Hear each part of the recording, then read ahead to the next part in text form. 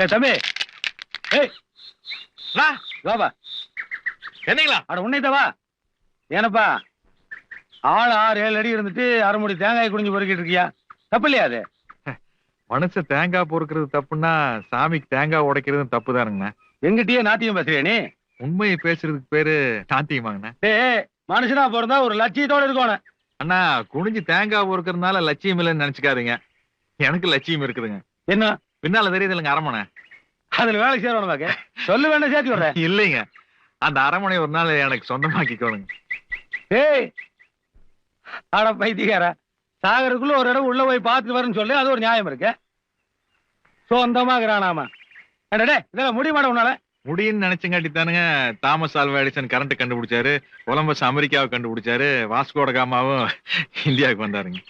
அட முடியாதுன்னு நினைச்சிருந்தா மனசு குரங்காவே இருந்திருப்பானுங்க.